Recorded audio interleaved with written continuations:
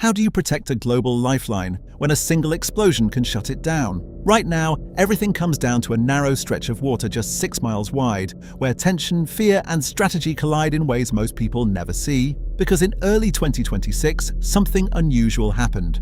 Satellite trackers picked up a US warship moving fast through the South China Sea, cutting across one of the most watched regions on Earth. It wasn't a carrier, it wasn't a destroyer, it was the USS Tripoli, LHA-7, an amphibious assault ship that many analysts had already dismissed as a failed concept. But now it was heading straight toward the Strait of Hormuz, one of the most dangerous and strategically vital choke points on the planet. And that raised a question that didn't have an obvious answer. Why send a ship like this to solve a problem that even the most powerful naval force in the world seemed unable to fully control? From the outside, the situation looked almost under control.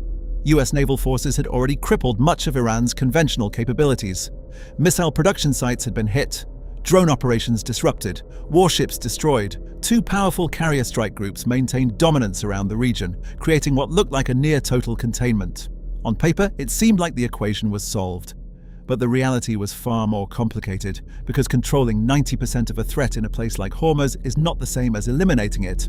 And that final 10% is where everything breaks down. More than 150 oil tankers were left waiting outside the strait, unable to pass. Oil prices surged above critical levels. Insurance companies refused to cover vessels willing to risk transit. And the reason was brutally simple. You don't need to sink an entire convoy to shut down global shipping. You only need one tanker to explode in the wrong place at the wrong time. One burning hull in that narrow corridor is enough to trigger fear across the entire industry.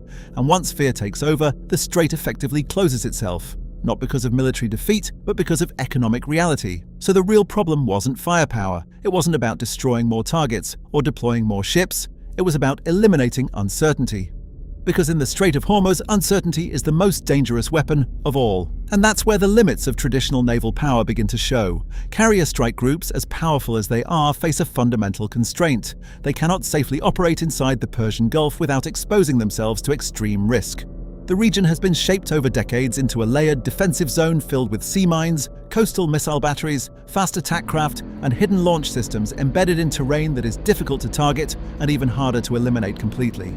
A single successful strike against a US carrier would not just be a tactical loss, it would be a strategic catastrophe, so carriers stay at a distance, operating from safer waters.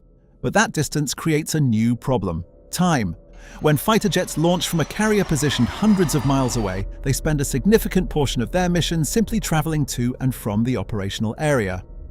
That limits how long they can remain on station, how quickly they can respond to emerging threats, and how effectively they can maintain continuous coverage. Gaps begin to appear. Small windows where surveillance drones can operate, where fast attack boats can move, where a single coordinated strike can slip through unnoticed. And in an environment where even one successful attack can shut down the entire shipping lane, those gaps become unacceptable. So the question becomes unavoidable. How do you maintain constant pressure and presence in a place where traditional naval forces cannot safely remain? This is where the Tripoli changes the equation. Because despite being labeled a failure in its early years, the ship was built around a different idea. Instead of focusing on traditional amphibious operations using landing craft launched from a well deck, the designers made a controversial decision to remove that capability entirely. In its place, they expanded aviation capacity, fuel storage, maintenance facilities, and operational flexibility.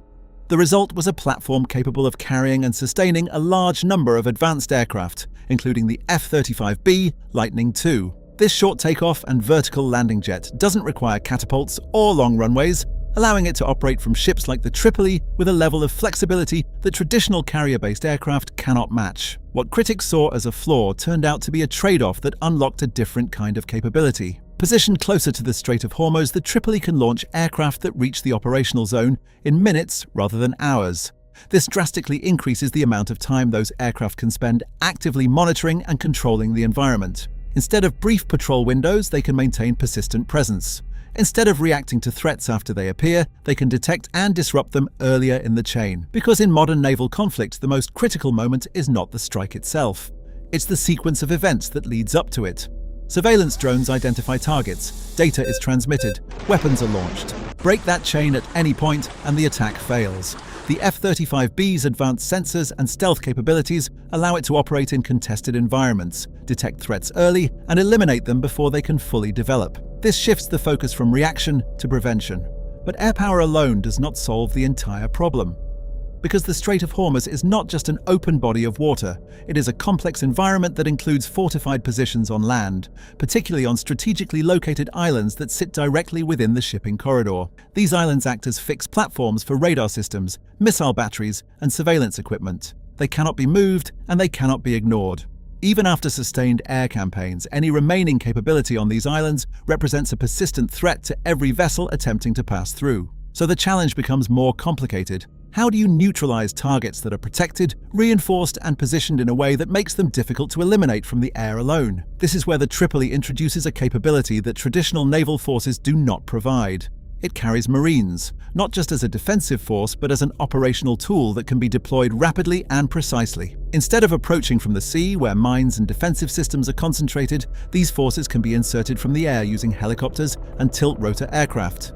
They can bypass the most heavily defended zones, strike key targets, and withdraw before a full-scale response can be organized. These are not large-scale invasions. They are targeted operations designed to disrupt, degrade, and destabilize specific threats. The goal is not to occupy territory, but to remove the ability of that territory to threaten the shipping lane. At the same time, the presence of this capability changes the strategic calculations on the other side.